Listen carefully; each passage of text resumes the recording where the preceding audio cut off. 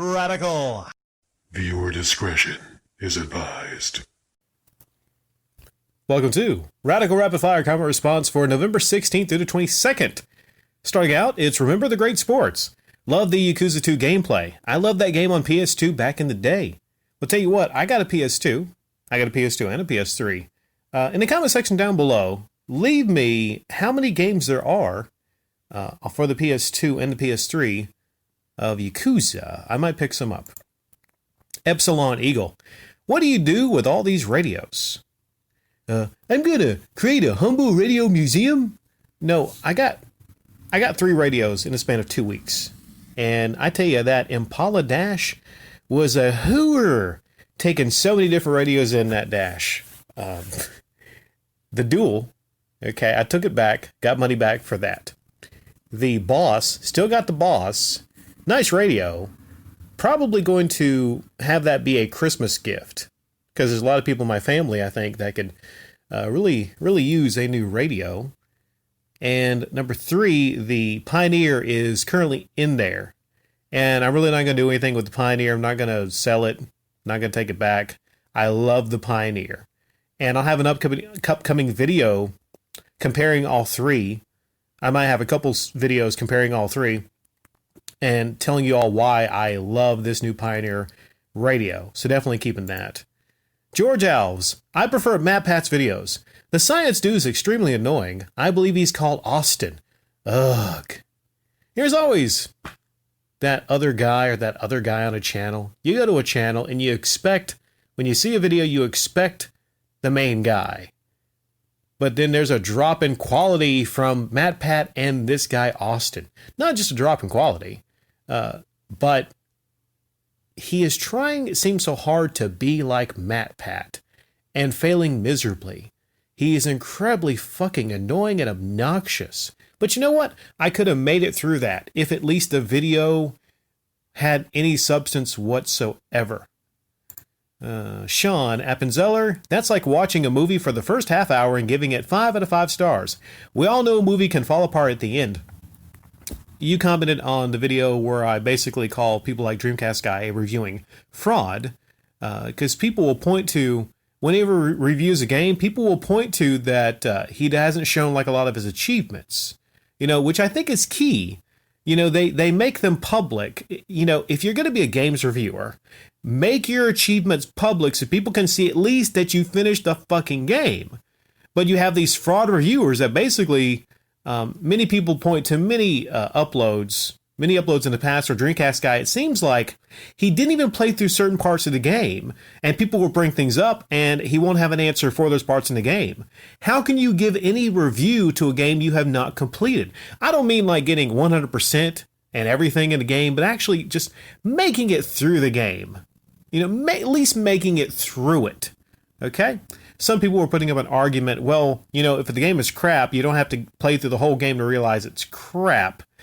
Well, if you're a reviewer, a professional reviewer, then it's on you to actually complete the entire, game. And games and movies, I understand, are not the same thing, because one is a completely 100%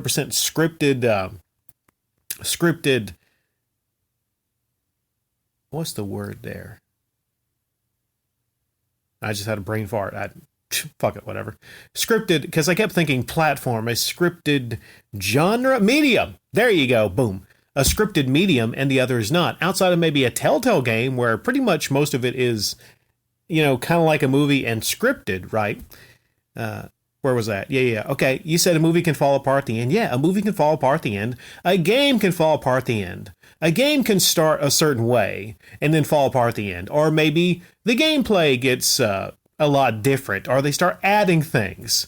If you're a professional reviewer, play the damn game before you're actually going to rush out a review. Don't rush out the review. Play it, take time, and then release your review of it if you want people to take you seriously. Dumez, the thing about a neckbeard, a true neckbeard is a beard by accident or neglect. A properly styled beard by choice is not a neckbeard. I do agree. There's lots of beards out there that are great looking beards. But in the case of Gerard the Completionist, that thing is a fucking mess. It looks like at any moment like little birds would, little baby birds would come out of it. Blade Brown, emulation is a great way to play Little Samson. Anybody want to buy this Little Samson ROM for $1,500? I'll buy that for $1. That's a great deal, right? You know, $1,500? I wouldn't pay $1,500 for that game or the ROM. I think those ROMs, if they're on stores, places, you shouldn't charge no more than $1 for these ancient games. You know, I played Little Samson. It's okay game, but I don't see it being worth, you know, it's not realistically worth what people are asking for it. And the reason I like ROMs is, well, that drives down the cost of games. Think about this. How much would Little Samson be if there were no ROM of it available on Nestbox? DCI Leo Dan. More like lame theory, am I right? No, Dan, you're wrong. You're dead wrong. Dead wrong, Dan. Actually, yeah, you are right. Lame theory. That's a great way to sum it up. I think whenever Austin's on the channel, people should leave in the comment section, you know, lame theory, if it's a lame video. I'm sure Austin could probably do a whole lot better. Eat, game, repeat. Well, holy crap, you just saved me money, my guy. Stars HD must have been on my account for months and I didn't know. Well, I'm glad to hear that. Hopefully I saved a lot of you awesome money, you know, that have Stars on your account, because it could happen to anybody. I mean, I didn't sign up for Stars, and it was right there on my account. You know, it's fucking crazy. I think periodically, I mean, I feel like I'm getting the urge to check my bank account now just to make sure Amazon hasn't added any more things on my fucking bank account. Mental health matters. You could have summed it up in like 10 seconds, but hey, it's just a theory. Wait, the way I said that. But hey, it's just a theory. I need to be the replacement. I could do that shit better than Austin. Give me a fucking script. I'll knock it out of fucking park. Arioka. It's the time of the year again for every YouTube e-bagger to double down on using words and expressions with doom. The end is near. I feel bad, etc., manipulating their audiences to feel sorry for them. How appropriate considering Black Friday deals are coming soon and they want to take advantage to get their Christmas presents from viewers ASAP. I think if it's appropriate, you can put those kind of titles on your thumbnail. If it's appropriate. If it's actually something shocking. But how many times do you see a thumbnail with shocking, doom, and then you watch it and you're like, the fuck was that? I just feel like I wasted my time. That's clickbait, plain and simple. And I didn't really do much for Black Friday this year. You know, it just kind of, I don't know, it takes away the excitement of just getting out there and like, elbowing your way to get the deals and discounts and everything. You know, everyone for themselves. I don't know. It was hard to follow this year. There were certain days and certain times. I'm like, and with certain, I think like certain places had them every weekend of the month. I'm like, that's just too much shit to follow. Too much shit to follow. I was walking in a Belk's the other day. I think it was was it yesterday, day before yesterday? And I was just going to get a pair of pants and they didn't have the pants I needed, but everything said Black Friday. I'm like, oh, I forgot it's Black Friday. You know?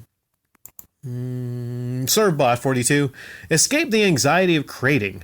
All I hear is YouTube burnout, but I still want money. Of all the people to have anxiety for creating, Gerard the fucking completionist? Gerard the completionist with a channel that big. A channel that big. Yeah, I don't buy it. I don't. The man never had any anxiety whatsoever. The man was never sad. He never was. The reason he uploaded those videos was, you know, like I said, crisis mode. You know, just check the numbers, check the figures. Nothing went down. Everything stayed steady or went up. But he realizes, just like many of these YouTubers, when you have those, you know, Q&A type personal videos and everything, that's a great opportunity to beg people for money. And free games and shit. And that's what he did in his last upload. Sean Appenzeller. At no point do I think, as an adult, that Donkey Kong should have human logic applied to it. It's like a cartoon. You're not supposed to make sense. You got two monkeys swimming around underwater with limited air. Did you think about it? No. You appreciate the beauty of David Wise's soundtrack and play the game. Now I think about it. What the fuck's so special about those monkeys to where they can breathe underwater? Do they have gills? Makes sense on the boys, Deep has gills, so you're like, okay, I see how that person can breathe underwater. But the mystery is, where are the gills hidden? So next time I play Super NES, I'm going to be keeping an eye out for those gills. What the fuck is this shit? It's two monkeys swimming underwater.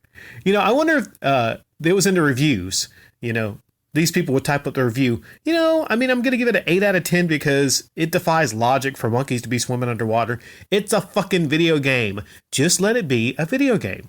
And that soundtrack. Oh, that beauty of that soundtrack. I'd be hard pressed to find any SNES game that has a better soundtrack. You owe it to yourself to listen to those songs. You wouldn't believe that kind of beautiful music is coming out of an SNES. Doogie Howser. Damn, I know what you say, makes so much sense, but I get lost watching your playback. Vids and tune everything out, laugh out loud. Sad face. Okay, I got the solution, right? Sometimes I, feature gameplay and a lot of you are like, hey, I love that game, or that takes me back. I might be playing a ROM of something and you're like, oh, Donkey Kong Country, I love that fucking game. But then you realize you made it to the end of an upload and you missed a lot of what, like I said, you missed a lot of commentary because you were paying attention to the background gameplay. Here's what you do. Okay, the first run, you close your eyes and you listen. The second run, you turn off my audio and you watch. Solve the problem. Mental health matters. Old wrestling storylines are amazing. Yeah, every now and then there's like a top 10 video of like craziest WWE storylines.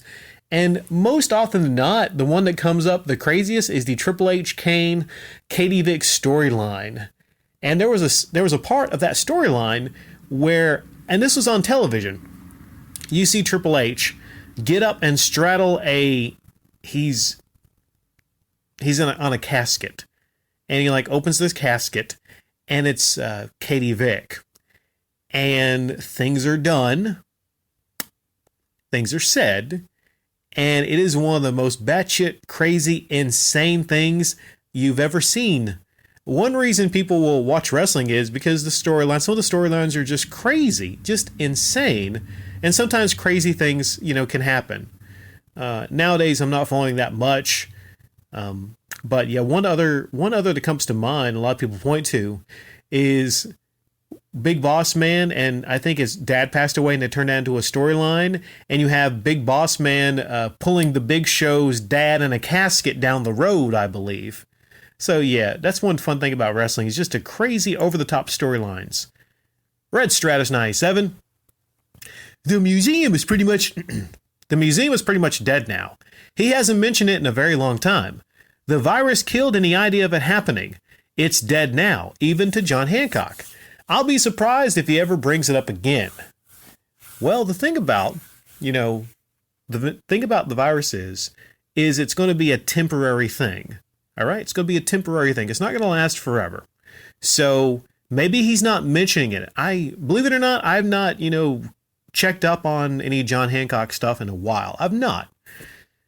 You said it's dead now because of the virus. I don't think so. Here's why I don't think so. I point to two things. Number one, there's still museum merch. He's not pulled the museum merch. As crazy as it sounds, you still can get a mug and a t-shirt of digital John Hancock on his quest for the museum. I mean, as crazy as it is, there's fucking museum merch. Merch, like I said, for something that has never happened and is not going to happen. Number two, he has not come out and made any statement that it's not going to happen. Okay? So, in his mind, I think he knows it's not going to happen, but he's going to keep up the con for as long as possible. Because, I don't know. We can debate why he's going to keep up the con, okay? And I just think here, Red Stratus, I think you're wrong on this because I don't think it's dead. I don't think it is. Not until those two things or maybe other things happen. He'd have to pull the museum merch and he would have to come out and actually tell people it's not going to happen.